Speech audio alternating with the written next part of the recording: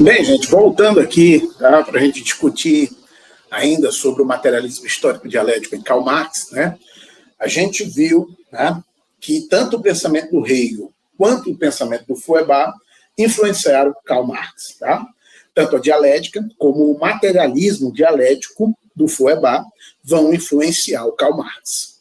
E a perspectiva da alienação, né, que para Feuerbach vinha ou era causada pelo fenômeno religioso, Marx vai rejeitar essa ideia e vai dizer, na verdade, que essa alienação ela ocorre justamente, né, por causa dos processos e das condições materiais de vida. É lá que a alienação se desenvolve, é lá que ela toma forma, que ela cria, entendeu? E desenvolve os processos, né, que vão separar o homem, entendeu, da própria realidade em que ele está inserido. Isso é um processo de alienação. E aí vejam por que isso vai ocorrer. Porque Marx vai perceber, tá, que a primeira coisa que nós temos que fazer, tá, para viver a vida, para estarmos inseridos nos processos, né, da realidade social, a primeira coisa é a sobrevivência. São as nossas necessidades o quê? Intrínsecas, tá? E essas necessidades estão ligadas às condições materiais de vida, ou seja, né, a sobrevivência, né, a alimentação, o abrigo do frio e outras questões mais, né, que implicam o próprio desenvolvimento do humano. É lá que a gente tem que encontrar, né, a realidade dialética que moveu o movimento das condições materiais ao ponto da gente criar o próprio processo de alienação. Ou seja, Marx vai perceber que somos nós que fazemos esse movimento. Esse movimento é criado por nós, não é algo natural. Não existem pessoas, não existem desigualdades sociais naturais. Todas as desigualdades, elas são criadas no mundo humano. Somos nós que desenvolvemos, somos nós que alimentamos elas, tá? Tudo que vocês possam imaginar se desenvolve dentro dessas relações que estão ligadas a essas condições materiais de vida, tá? Então, vejam, né? Na sociedade capitalista, o sujeito que realiza as potencialidades da história é o proletariado. É óbvio que Marx está se referindo ao proletariado dentro da sociedade capitalista, mas óbvio que essa relação em outras estruturas, como, por exemplo, no servilismo ou mesmo na escravatura da antiguidade, não funcionava dessa forma. As estruturas eram diferentes, né? É claro que o Karl Marx vai perceber que o proletário, né, ele vai tomar consciência de si dentro das relações da divisão do trabalho. Dentro daquelas relações, ele toma consciência de si, e essa consciência de si permite que ele se liberte da consciência alienada. Tá? Era a ideia que Marx tinha. O sujeito que realiza as potencialidades da história é o proletariado, libertando a consciência alienada, que atribui à realidade histórica uma aparência mágica e enfeitiçada. Né? A alienação é quando a gente cria uma realidade que não é a realidade em que a gente vive, não é a realidade que a gente está posto ou inserido, é uma realidade justamente aparente, né, enfeitiçada, mágica e outras questões mais. Tá? A análise da vida social deve, portanto, ser realizada através de uma perspectiva dialética, que, além de procurar estabelecer as leis de mudança que regem os fenômenos, esteja fundada no estudo dos fatos concretos, a fim de expor o movimento do real em seu conjunto.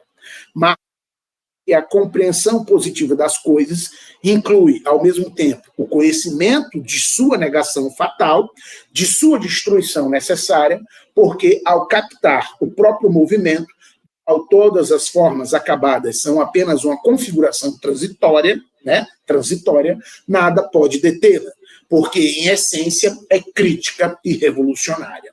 O que Marx, por exemplo, absolve de Hegel é justamente esse desenvolvimento dialético que ele não tem fim, ele é um movimento incessante. Tá? A dialética ela não para, é por isso que a gente tem o desenvolvimento da história. Tá? Ou seja, a gente tem sempre tese, antítese e, consequentemente, uma síntese. Tese, antítese, criando uma nova realidade que é uma síntese. E por aí a gente vai desenvolvendo as concepções da realidade social. E Marx percebe isso muito claramente e ele emprega isso no estudo, né, da sociedade, no estudo do pensamento social que ele vai desenvolver. Então, para Karl Marx, a primeira condição de toda a história humana é, evidentemente, a existência de seres humanos vivos. Tá? Então, para Marx, isso é fundamental. Este método de abordagem da vida social foi denominado posteriormente de materialismo histórico. Tá? De acordo com tal concepção, as relações materiais que os homens estabelecem e o modo como produzem seus meios de vida formam a base de todas as suas relações. Tá? Então, é um fato, né, para Karl Marx, que a forma como a gente se relaciona, né, com as estruturas vitais, com as estruturas, né, da realidade, entendeu? Física e, consequentemente, com a natureza, para que a gente possa se desenvolver, essas relações vão produzir os meios que vão criar e desenvolver ou produzir as comunidades, as sociedades e por aí vai. Tá? É algo que se desenvolve, entendeu? Continuamente. Mas essa maneira de exercer a atividade não compreende meramente a reprodução da existência física dos indivíduos. Pelo contrário, já constitui um modo determinado de atividade de tais indivíduos, uma forma determinada de manifestar sua vida, um modo de vida determinado. Ele é determinado por quê? Porque, segundo Karl Marx, né, a gente sempre, quando chega na sociedade, a gente já tem, de certa forma, uma sociedade posta, que foram construídas pelas gerações anteriores. E não tem como a gente, por exemplo, né, ir reduzindo ad infinito, porque a gente não tem, né, ou não sabe exatamente como tudo começou. Né? No caso do Karl Marx, né, o Karl Marx, por exemplo, diferentemente do Durkheim, ele não vai dizer que a sociedade veio primeiro. Né? O Marx não vai dizer isso. O Marx vai dizer que nós viemos primeiro e somos nós que construímos a sociedade. Mas é claro que, por exemplo, a partir do momento que a gente constrói a sociedade, aqueles que chegam posteriormente já chegam com a sociedade pronta. Né? Vejam, quando eu nasci, quando você nasceu, né, já existia uma história da sociedade que era construída ou foi construída pelos seus pais, que foi construída pelos seus avós, que foi construída pelos seus bisavós e assim, entendeu, sucessivamente. Existe já, de certa forma, uma história posta, né, antes da gente. E é por isso que a gente, quando chega, né, a vida, o modo de vida, ele já tem uma certa determinação. E é claro que a gente não tem como dizer qual foi o início dessa história ou quando começou, lá na pré-história, lá nos homens das cavernas. Não tem. A gente tem os estudos antropológicos, paleontológicos, tudo que vocês possam imaginar, mas não tem como a gente definir ou determinar. A gente tem algumas suposições, mas o que a gente percebe, entendeu? No estudo da história, até o limite que a gente consegue desenvolver esse estudo, é que a vida ela tem uma certa determinação. O mundo grego, né, tem uma determinação. O mundo romano tem uma determinação. Os impérios mais antigos, né, o império babilônico, os impérios sumérios, caldeus, entendeu? Possuem uma certa determinação histórica. Né?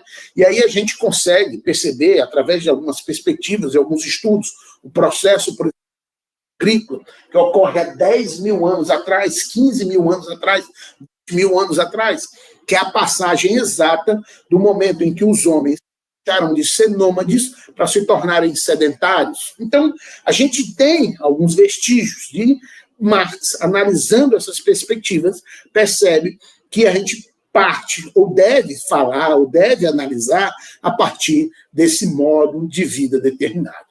A forma como os indivíduos manifestam sua vida reflete muito exatamente aquilo que são. O que são coincide, portanto, com sua produção, isto é, tanto com aquilo que produzem, como com a forma como produzem. Aquilo que os indivíduos são depende, portanto, das condições materiais de sua produção. Vou repetir, aquilo que os indivíduos são, o que nós somos, segundo Karl Marx, portanto, depende, né? Depende, portanto, das condições materiais de sua produção.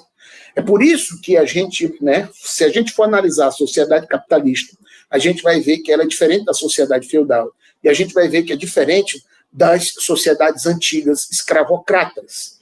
Cada uma dessas sociedades, né, que a gente pode analisar, de certa forma, possui um modo de produção diferente. O modo de produção escravocrata não é o modo de produção servil, do servilismo da Idade Média, e não é o modo de produção do mundo capitalista. E, consequentemente, os hábitos, os comportamentos, as formas políticas, as formas religiosas, tudo que vocês possam imaginar, também não são os mesmos. Vão mudando ao longo do processo histórico, segundo Karl Marx, de acordo com essas condições de materiais, de acordo com essas condições materiais de produção. Né? A gente tem mundo escravocrata, mundo servil e mundo assalariado, com concepções de estruturas de sociedades completamente diferentes. E Karl Marx analisa isso, linkando a essas perspectivas do desenvolvimento das condições materiais de produção. Tá? Então, o pensamento e a consciência são, em última instância, decorrência da relação homem-natureza, isto é, das relações materiais. Então, o pensamento e a consciência são decorrência das relações homem-natureza, isto é, das relações materiais. Ok? Então, vamos entender um pouquinho melhor essa questão necessidades e, consequentemente, produção e reprodução. Tá? Na busca de entender as suas carências, os seres humanos produzem seus meios de vida. Então, observem, tá? O problema da sobrevivência, a carência, né? Ela está justamente ligada a essa perspectiva. Óbvio que, após você atingir um certo patamar, né? Essas carências não diminuem, elas continuam, elas aumentam, falando, ok? Na busca de atender às suas carências, né, os seres humanos produzem seus meios de vida. É nessa atividade que recriam a si próprios e reproduzem a espécie num processo que é continuamente transformado pela ação das sucessivas gerações. A premissa da análise marxista da sociedade é, portanto, a existência de seres humanos que, por meio da interação com a natureza e com os outros indivíduos, dão origem à sua vida material. Então, essa interação, essa correlação, essa junção, né, vai criando toda essa perspectiva. Tá? Um primeiro pressuposto de toda a existência humana e, portanto, de toda a história é que os homens devem estar em condições de poder viver a fim de fazer a história. Vejam essa citação do Karl Marx, da ideologia alemã, na página 33. Tá? Mas é necessário, antes de mais nada, beber, comer, ter um teto onde se abrigar, vestir-se e etc. O fato histórico é, pois, a produção dos meios que permitem satisfazer suas necessidades, a produção da própria vida material. Trata-se de um fato histórico, de uma condição fundamental de toda a história, que é necessário, tanto hoje como há milhares de anos, executar dia a dia, hora a hora, a fim de manter os homens vivos. Tá? Então, observem, né, essa premissa do Marx nessa citação, e observem que o fundamento inicial de tudo, né, é justamente você suprir suas necessidades, suprir suas carências. Tá? Como Marx mesmo diz, mas para viver é necessário, antes de mais nada, beber, comer, ter um teto, onde se abrigar, vestir-se, e etc. Tá? Então, o primeiro fato histórico é, pois, a produção dos meios que permitem satisfazer essas necessidades. Essas necessidades vão dar origem a outras necessidades, dentro de um processo contínuo de desenvolvimento. Tá? Então, a produção da própria vida material, que é justamente isso, né, que nós fazemos ainda hoje. Nós fazemos ainda hoje isso, produzindo constantemente essa vida material. Trata-se de um fato histórico, porque a gente faz isso ao decorrer do processo de gerações e gerações. Não é uma geração, não é duas, são gerações e gerações construindo esse mundo material, construindo esse mundo histórico e, consequentemente, né, produzindo essa realidade. Tá? Tanto hoje como há milhares de anos, executar a dia, a hora, a fim de manter os homens vivos. A gente faz dentro dessa perspectiva. E aí uma outra coisa importante, ou outra característica importante, né, o conceitos importantes em Marx, são os conceitos de força produtiva, ou forças produtivas, e relações de produção. Não são a mesma coisa, forças produtivas e relações sociais de produção. Marx nunca se refere à produção em geral, mas à produção num estágio determinado do desenvolvimento social, que é a produção dos indivíduos vivendo em sociedade. Embora a sociedade seja o produto da ação recíproca dos homens, tá? Ela não é uma obra que esses realizam de acordo com o seu desejo ou com seus desejos particulares. Lembrem que eu disse para vocês, né? Existe uma vida determinada que se determina por causa das gerações e gerações que nos antecedem, né? E, consequentemente, as nossas gerações vão anteceder também as gerações anteriores. E quando as gerações anteriores vierem, elas já encontram um mundo determinado, de certa forma, por nós. Tá? Mas isso não significa que o indivíduo ele não possa alterar as condições de vida. Ele altera, mas ele altera dentro das circunstâncias em que ele recebe. Tá, ok? Isso é importante a gente frisar. Tá, ok? Então, vamos lá. Embora a sociedade seja o produto da ação recíproca dos homens, ela não é uma obra que esses realizam de acordo com seus desejos particulares. Tá? A estrutura de uma sociedade depende do estado de desenvolvimento de suas forças produtivas e das relações sociais de produção, que lhes são correspondentes. Tais conceitos são independentes e têm, antes de mais nada, uma finalidade analítica, de modo a tornar inteligível a realidade. Ou seja, para a gente compreender a realidade um pouco maior ou melhor, na verdade, tá ok? Então, a ação dos indivíduos,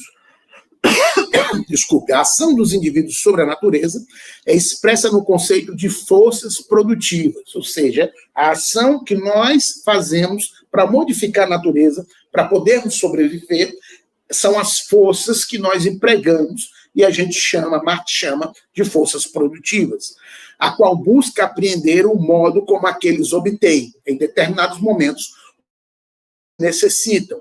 E, para isso, em que grau desenvolveram sua tecnologia, processos e modos de cooperação, a divisão técnica do trabalho, habilidades e conhecimentos habilitados na produção, a qualidade dos instrumentos e as matérias-primas de que dispõem. Observem que forças produtivas englobam toda essa perspectiva. Tá? É a ação dos indivíduos sobre a natureza e expressa o conceito de forças produtivas, o qual busca empreender o modo como aqueles obtêm, em determinado momento, os bens de que necessitam. E, para isso, em que grau desenvolveram suas tecnologias, processos e modos de cooperação, a divisão técnica do trabalho, habilidades e conhecimentos utilizados na produção, a qualidade dos instrumentos e as matérias-primas de que dispõe. Tá? Então, esse conjunto, né, de, vamos dizer assim, de processos, tecnologias, divisão técnica do trabalho, habilidades e outras questões mais, o Marx vai chamar de forças produtivas. Tá? É o que move o processo de desenvolvimento da realidade, entendeu? Material e, consequentemente, move, né, a nossa sobrevivência. Nós sobrevivemos a partir dessas técnicas, da aplicação delas, né, do desenvolvimento delas, da criação de novas técnicas e por aí vai. Tá? Então, gente, a gente vai ficar aqui nesse conceito de forças produtivas e na próxima aula a gente apresenta as relações sociais de produção. Valeu, gente. Muito obrigado. Um abraço.